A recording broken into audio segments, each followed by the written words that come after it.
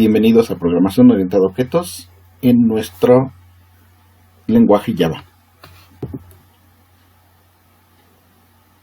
Pues no, la herencia no es precisamente el tema sobre qué cosas estamos dejando a los demás. En realidad, estamos hablando, como ya vimos en el video previo, sobre conductas que se heredan desde las clases padres hacia las clases hijas. Estas conductas nosotros ya hemos visto a través de las clases presenciales que se trata de aquellas funciones, de aquellas formas como yo manipulo la información. Finalmente a eso es a lo que yo le estoy llamando conductas. Pero no solamente estoy heredando conductas, también estoy heredando un conjunto de atributos. Lo que estuvimos llamando durante nuestras clases el conocimiento. Este conocimiento me permite a mí tomar parte del código que existe, tomar parte de este universo de cosas que yo ya tomé mi tiempo para programar y poderlo trasladar a estas conductas hacia otras clases. La programación orientada a objetos es muy antropocentrista. Y perdón que esté repitiendo algunos de los conceptos del video pasado. Recordemos que fue diseñado para un curso de C, un curso completamente diferente. Y solamente quiero establecer claramente, a riesgo de ser repetitivo, estos conceptos en los cuales yo lo que deseo y finalmente por lo que surge toda esta necesidad de la programación orientada a objetos, no solamente es poder tratar, poder lidiar con la complejidad, sino también poder yo utilizar, tener técnicas para la reutilización de código de una manera más sencilla. Lo curioso es que esta parte que genera el apogeo de la programación orientada a objetos en los 90s, hoy por hoy, dentro del diseño orientado a objetos, no es particularmente bien visto. Tanto que el mismo Java desalienta el uso como tal de la herencia, lo desaconseja completamente. C no es tan estricto en ese sentido y C tiene unos mecanismos de herencia mucho más amables, mucho más ricos porque me permite heredar desde múltiples niveles. Pero tratemos de poner esto en claro. Por ejemplo, nosotros ya diseñamos una clase que me permite a mí manejar fechas. En clase vimos cómo diseño yo una clase que me permite manejar el día, el mes y el año. Si mal no recuerdo, también manejamos una clase que nos permite manejar fracciones. En esa clase yo tengo numeradores y denominadores. Todo eso está muy bien. ¿Qué pasa si el día de mañana yo tengo la necesidad de manejar ahora un nuevo tipo de fecha que incluya también la hora? ¿Por qué? Porque tal vez yo deseo guardar cuándo sucede una determinada transacción bancaria y no solamente me interesa guardar la hora, también me interesa la fecha la hora en la que fue realizada la transacción. Entonces resulta que yo tendría que programar otra vez una fecha y a eso agregarle la gestión de las horas, los minutos y posiblemente hasta los segundos. Y ya quedamos que normalmente un buen programador debe tratar de evitar tener que retrabajar. Si ya tengo yo la responsabilidad, un objeto responsable de obtener días y tener las reglas de los días, bueno, ¿por qué tengo que volver a crear una nueva clase que tenga otra vez esa responsabilidad? Y si mañana resulta que tengo nuevas reglas, por ejemplo, omití la gestión correcta de los años bisiestos, bueno, entonces voy a tener que replicar esta conducta en todas las clases que gestionen fechas. No, esa no es la idea. La idea de la herencia es, ¿sabes qué? Yo como padre tengo un conjunto de conocimientos y un conjunto de actitudes y un conjunto de conductas que puedo heredar hacia mis hijos. Mis hijos van a tener parte de estos genes que me permiten a mí hacer determinadas cosas. Como decía yo hace un momentito, la herencia puede ser múltiple en C++. Pero antes de continuar, déjenme retomar también el ejemplo de las fracciones. El ejemplo que nosotros manejamos en fracciones solamente contempla numerador y denominador. Y si yo quisiese manejar una clase donde también tenga fracciones, pero esta vez solo también deseo agregar los números enteros, es decir, poder representar 1 con un medio y no 3 medios, como es que hoy tendría que grabar la información de tal cantidad de 1.5 en la clase que hemos diseñado en clase, en la sesión presencial, nosotros diseñamos la clase donde tendría que almacenar el 3 como numerador y el 2 como denominador para almacenar esta cantidad.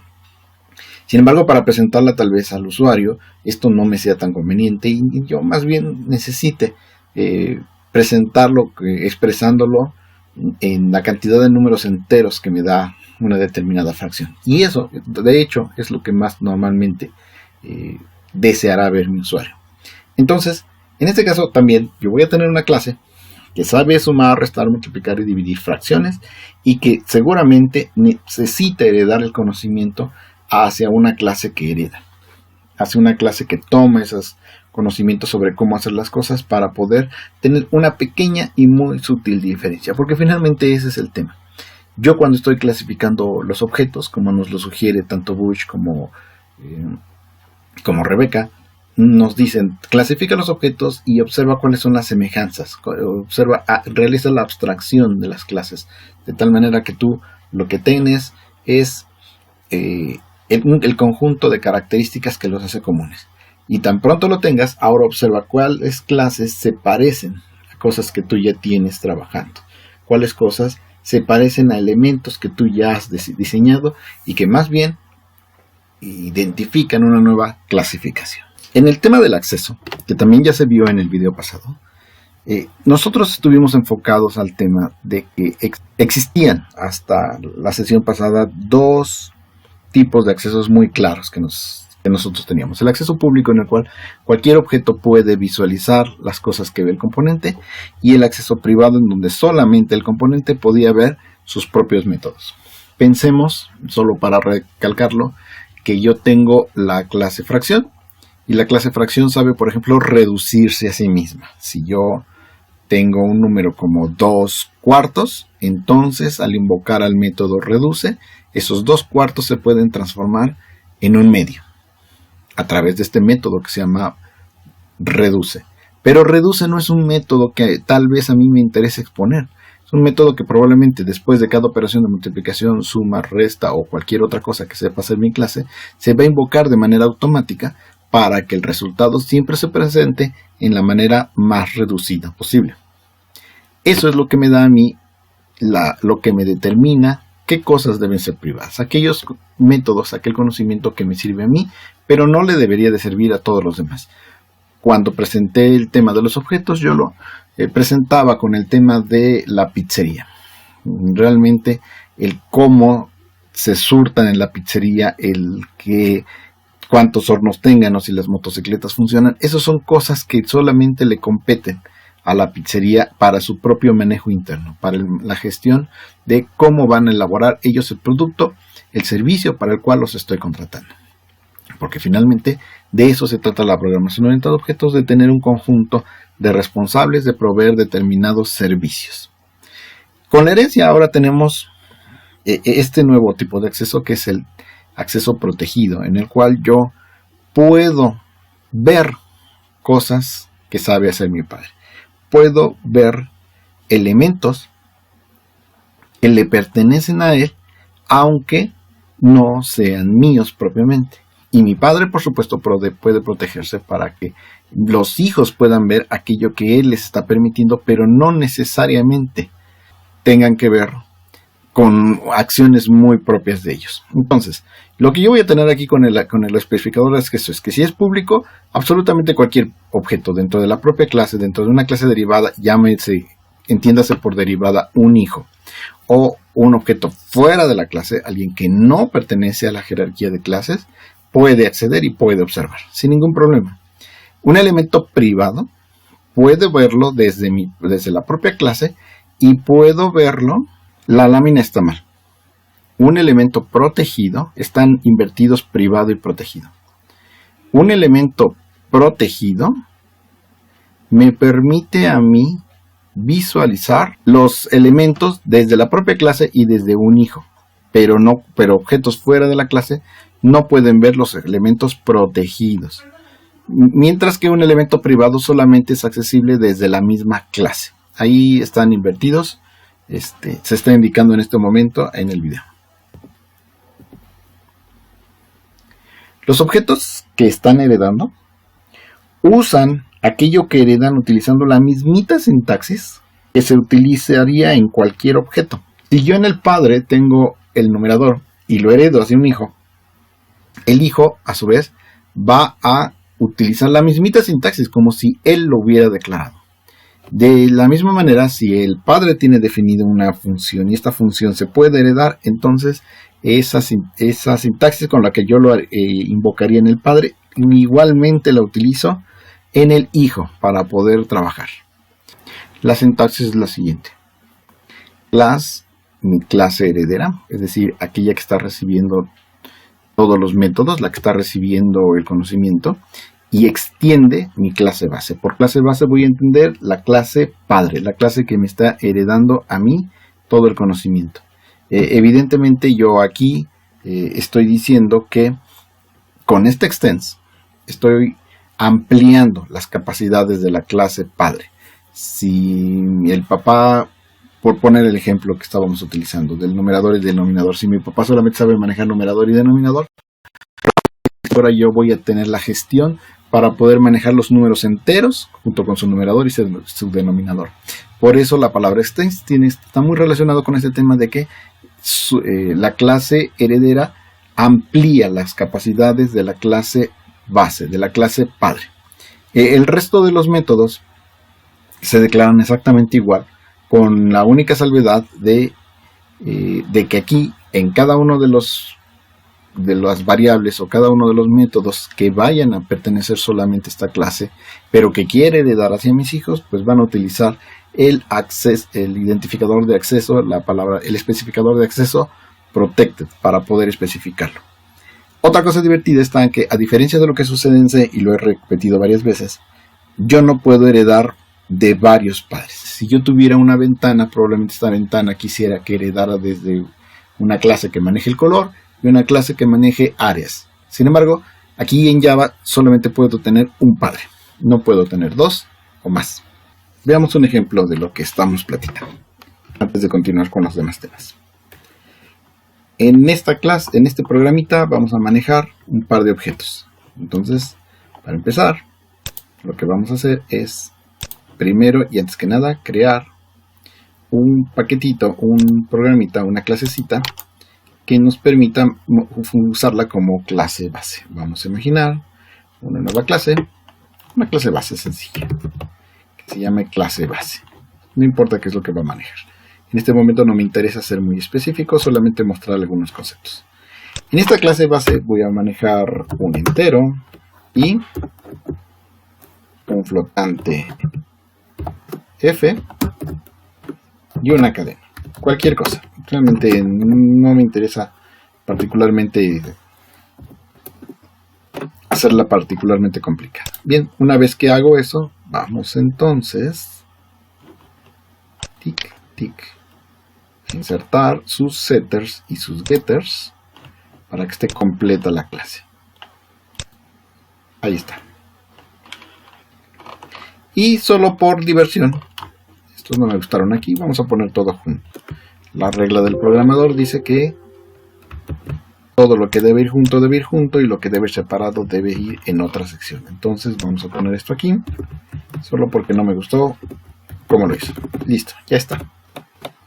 Y voy a poner acá una función pública que se llame, que no entregue nada y que grite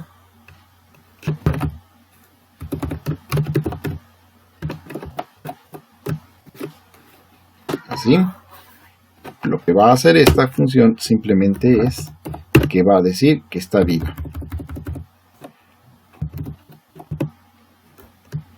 Estoy viva.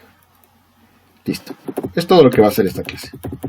Va a aceptar un par de numeritos y va a tener una función que dice que aquí estoy y va a decir que está viva. Entonces, esta clase no tiene nada de extraordinaria. Yo aquí creo un objeto del tipo base. Aquí le voy a decir padre. Va a ser igual a un nuevo objeto de tipo base. Nada por aquí, nada por acá, nada extraordinario. Al padre le voy a pedir que diga que aquí estoy. Listo.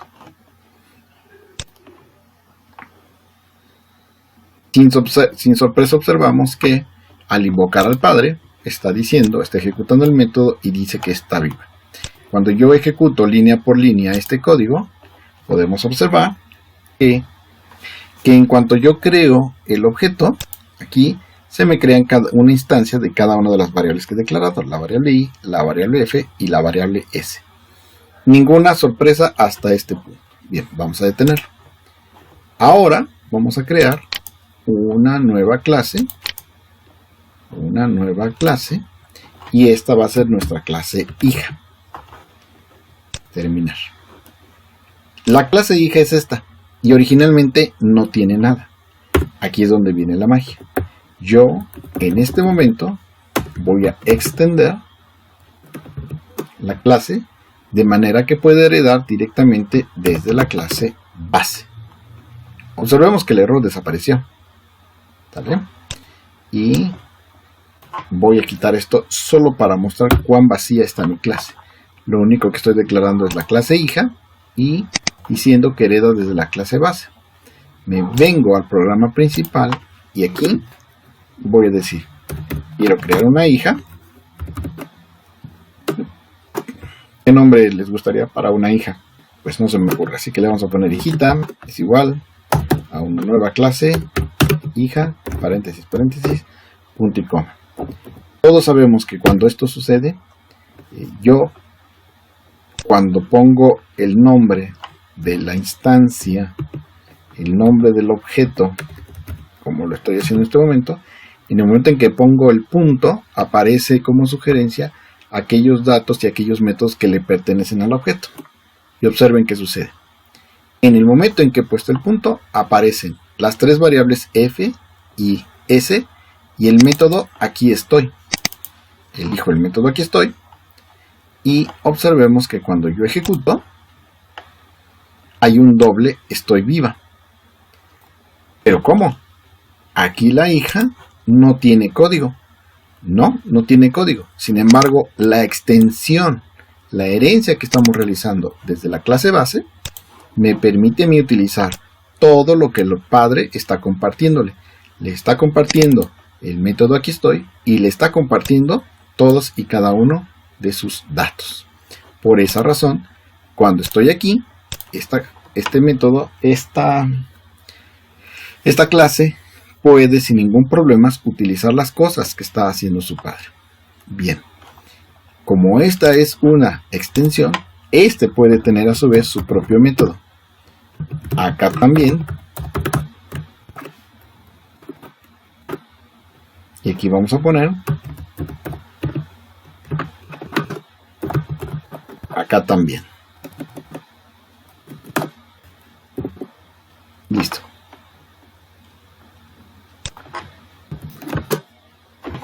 Estoy creando un nuevo método que le pertenece a la clase hija. Cuando yo aquí en el programa, este no es el programa principal, este es el programa principal. Cuando yo aquí al padre le pregunto qué objetos tiene, me muestra las tres variables que yo sabía y me muestra también aquí estoy. Ninguna sorpresa. Cuando yo a la hijita le pregunto qué métodos tiene, me muestra las tres variables, aquí estoy y acá también. Esta es una especialización. Esto es lo que hace que sea especial, que sea una especialización, es decir, que tenga un trabajo más especializado el hijo, el padre. El padre solamente sabe decir, aquí estoy. La hijita dice, acá también. Y aquí vemos el resultado. Este letrero lo manda el padre y estos dos letreros los manda la hija. Yo no puedo hacer que el padre escriba acá también. Finalmente voy a hacer lo siguiente. Voy a poner aquí el punto de ruptura. Voy a ejecutar con F7. Solo para mostrar algo que ustedes saben. Es decir, que una vez que creo a la hijita, el padre tiene tres variables. Y la hijita, que aquí indica claramente que son variables heredadas las que va a mostrar a continuación, tiene I, F y S. Estas vienen del padre. De esta manera, yo logro que los objetos herederos tomen código desde el padre y lo puedan ampliar mejorando sus capacidades. En esto consiste precisamente la herencia. Este es un ejemplo demostrativo. Más adelante haremos ejemplos que hagan cosas más divertidas. Hasta la siguiente.